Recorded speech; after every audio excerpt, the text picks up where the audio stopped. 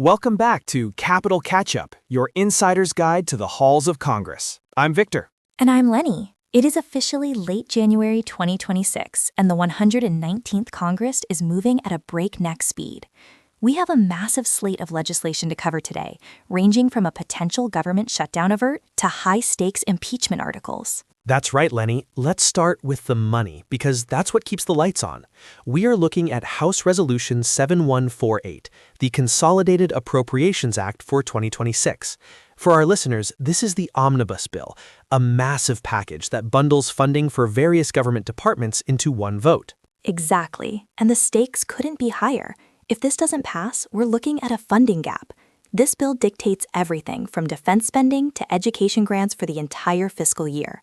It's the primary lever of power Congress has, and historically, these packages are where we see the most intense horse trading. Speaking of intense, we have to talk about House Resolution 996.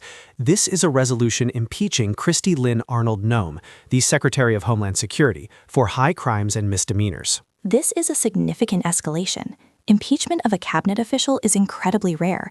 It's only happened once in history before the 21st century. The resolution alleges high crimes and misdemeanors, which acts as the constitutional trigger. If this passes the House, Secretary Noem would face a trial in the Senate. This suggests deep satisfaction with border management and internal security protocols. Moving to social and cultural legislation, there are several bills drawing clear ideological lines. First, House Resolution 7235 seeks to prohibit agencies from using the term birthing person in official documents. This is a direct pushback against gender-inclusive language that has been adopted by some federal agencies in recent years. Right. And on a similar note regarding women's health, we have House Resolution 7237. This amends the Public Health Service Act to mandate that women seeking chemical abortions are made aware of specific risks. It's a continuation of the post-Roe legislative battles, focusing now on the regulation of medication rather than just surgical procedures. We also have House Resolution 7236, which requires the Secretary of Health and Human Services to maintain a national list of licensed private child placement agencies. For families looking to adopt or foster, this could centralize information, but the "for other purposes" clause in the bill often hides regulatory changes that we'll need to keep an eye on. Let's pivot to public safety. House Resolution 7166 is a major piece of gun control legislation. It would require face-to-face purchases of ammunition, effectively banning online bulk buys delivered to your doorstep. It also mandates licensing for ammo dealers and reporting on bulk purchases. That is a huge shift. Since the mid-1980s, mail-order ammunition has been largely deregulated. This bill attempts to create a paper trail for stockpiling. On the health front, we have House Resolution 1227, the Alternatives to Pain Act. This is designed to combat the opioid crisis by incentivizing non-opioid pain management therapies for seniors and veterans. And speaking of veterans, there was a flurry of activity there. House Resolution 7238 aims to establish a Commission on Equity and Reconciliation in the Uniformed Services. This builds on previous efforts to address historical disparities in military justice and promotion.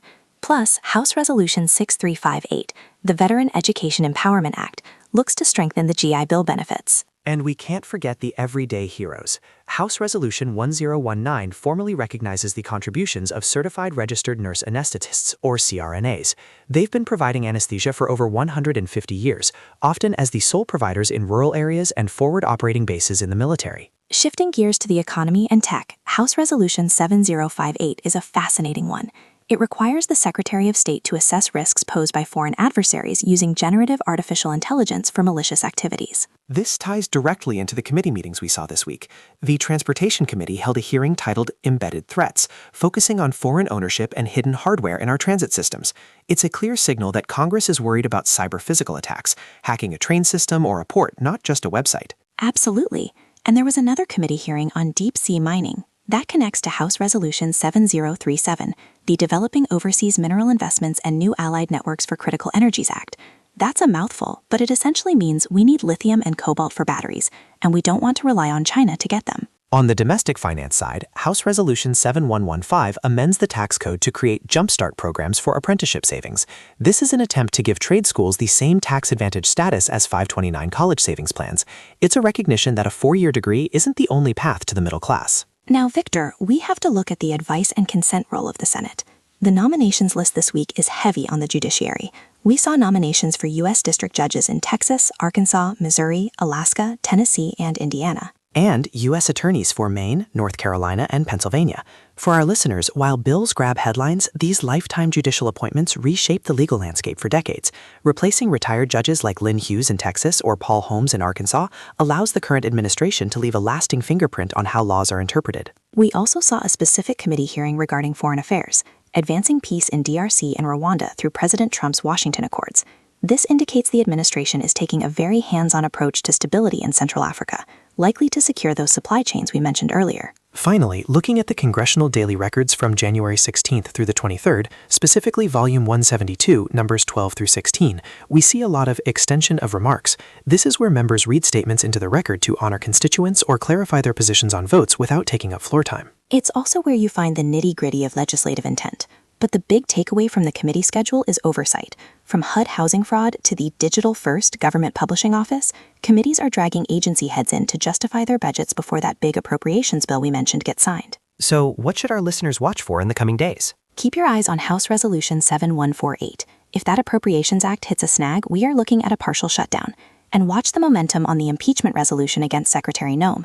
If that moves out of committee, it will dominate the news cycle. We'll be here to break it all down. Thanks for listening to Capital Catch-Up. Stay informed, everyone.